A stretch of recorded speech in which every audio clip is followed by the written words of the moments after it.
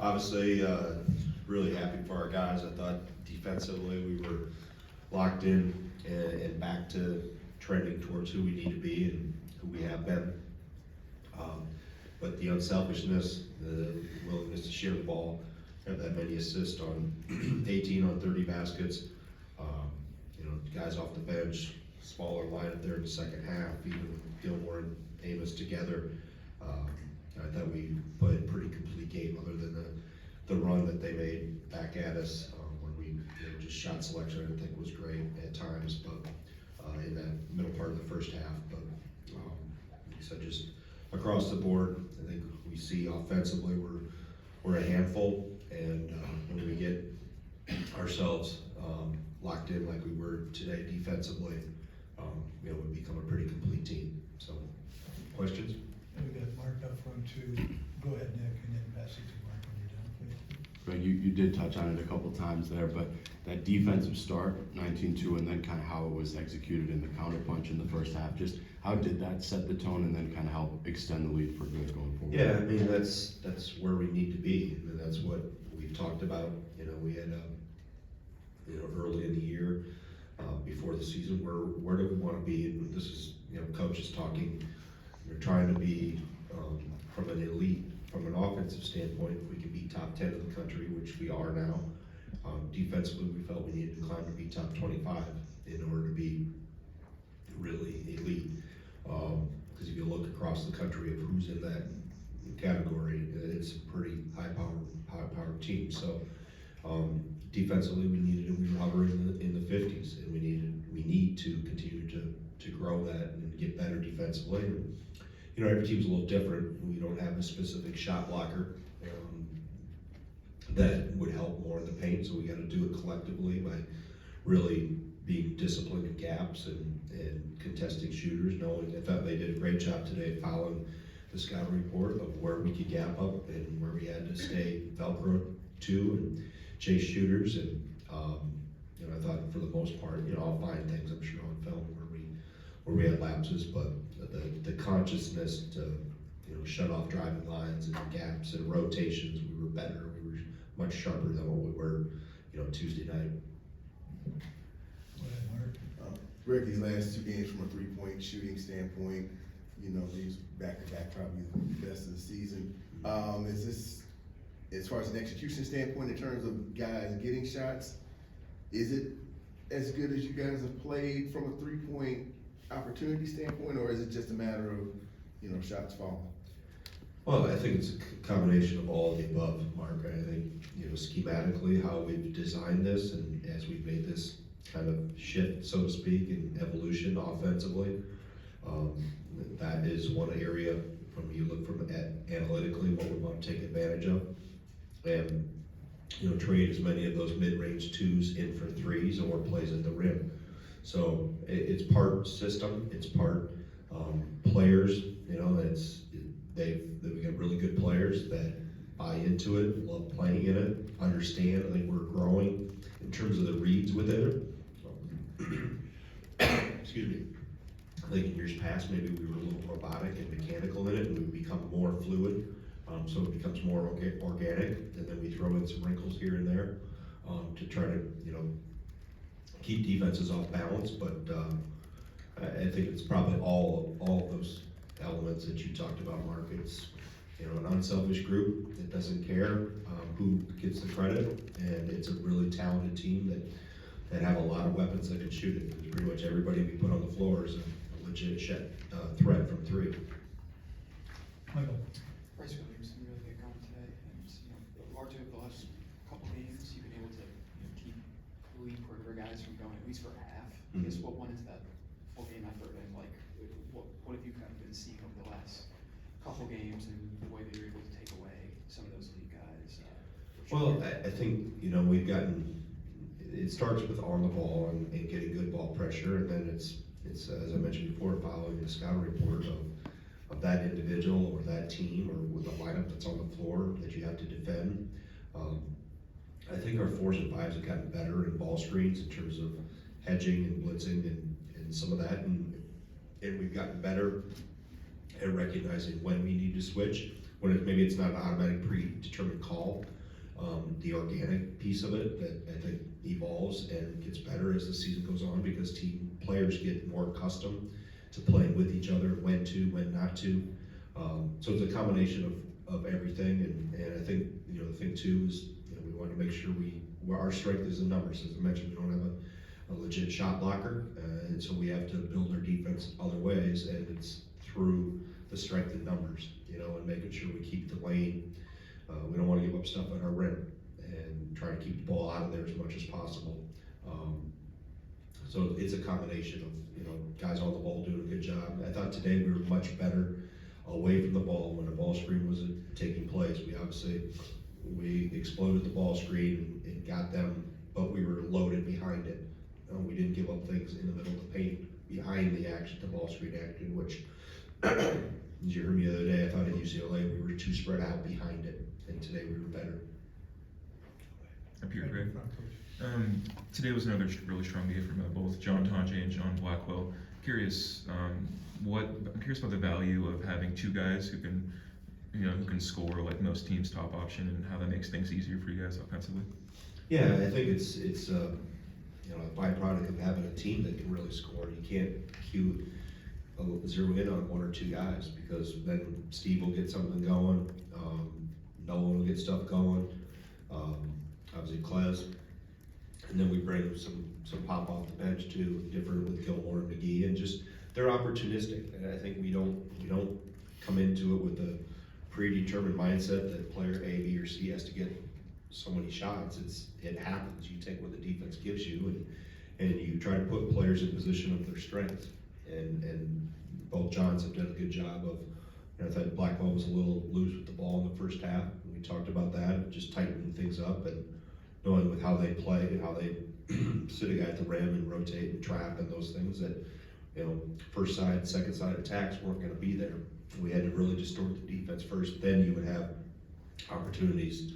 And you know, they did a better job of that as the game we're on. Go ahead. Coach Smith. You're in a kind of weird stretch of your schedule, 8 games, only 2 at home. Just having an older team like this, how helpful is it in navigating this stretch, and how imperative does it make to kind of capitalizing when you are at home during the stretch? Yeah, you know, I never make a big deal of home or road. We never have, going back I think that's why our consistency and our success, whether it's here or whether it's on the road, has been pretty good. Just, I don't make a big deal about going on the road. I don't make a big deal about playing at home. It's preparation is the same. We have a game plan.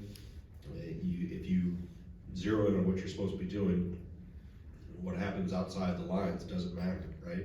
Whether it's crowd noise for you or against you, you still have to go play. So they understand our approach, and I think by staying consistent with that approach, it keeps them in a good frame of mind.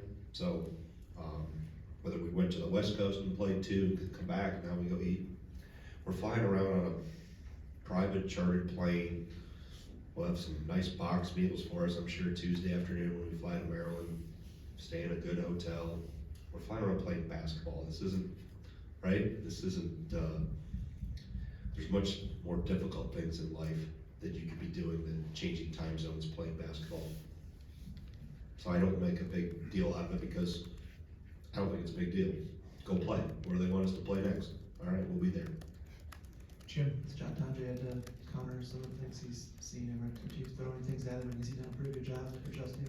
Yeah, I think first of all, he's played off 2 feet better. A couple times today he got caught underneath our basket in the second half, but I thought the other part, it'll make life easier for him when we're really moving the ball. And again, first side, second side attacks, when we see a team that really loads to it and shades towards it, depending on how they play the wing ball screens, kind of determine what we run and how we attack it. But the other 4 guys really moving the ball around him, puts him and let it come to him. Let him. He did a good job of that, I thought, today, for the most part, of not forcing it. Just let the offense work for you, and it'll find you. If you're moving, cutting, the ball finds energy. The ball finds people that are in the right spots. So just continue to play the game the right way, and you know, our team is the beneficiary of it, and he benefited of playing the right way today. Go ahead.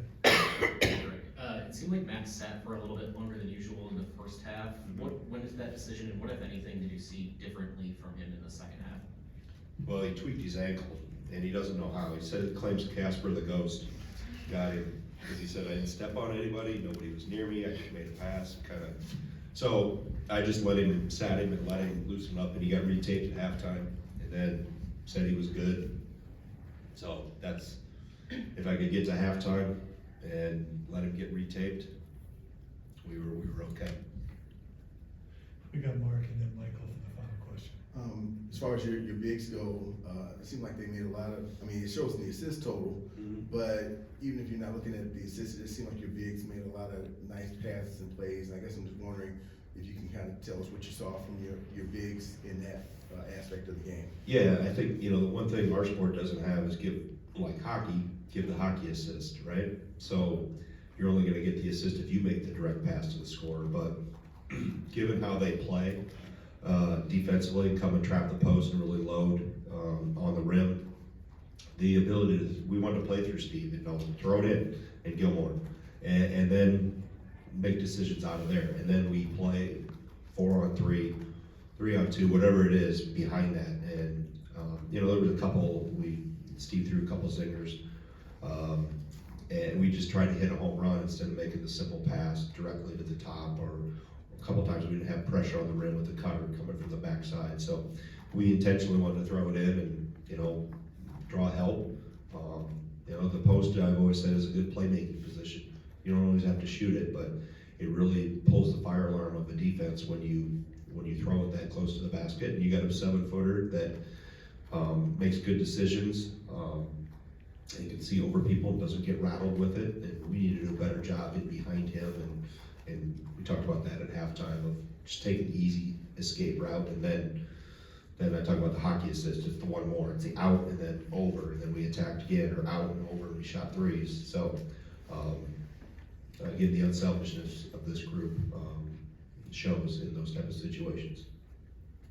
Michael? You mentioned the team defensive principle, striking numbers. Is that something that you do by necessity, or would the presence of maybe a more lockdown perimeter guy change things? I think you have to have, there's a lot of different ways to defend, and you have to build your defense based on your personnel, right? And for us, for 30-some years, maybe even more, it's been primarily the same defensive concept, even if you go back to when Dick was here. Pack line, squeeze, whatever you want to turn, you want to throw on it, but it's, protecting your paint, and that starts with good ball pressure. I watched Houston, Kansas last night, in that last 10 seconds when Houston put the press on. That's not us. Holy smokes. You're talking about Kansas couldn't get the ball out of bounds. They're built for that. They're recruited to that. We recruit based on who we are, where we are, all those type of things, to play a way that gives us the best chance to have success over the course of time. And so it's, we've had shot blockers here, got one on my staff. He doesn't have any eligibility left. Steamer, Nate Reavers blocked a lot of shots. We've had other guys, but I think Nolan will be in time. That's not Steve's forte. It's got to be position defense. But then it just gives you another eraser of an extra mulligan, so to speak, behind if somebody does get beat, you get somebody there. But I like the strength in numbers concept. I think over the course of time, and it fits who we are, and it gives us the best chance to have success. And I think that's our job as a staff, is to put our players in the best position to have success. We go at you 94 feet, and it probably wouldn't work in our favor. It's not how we're built. How we're built is what you saw today. Good All questions. good? All right. Good answers. All good? Thanks. Thank you.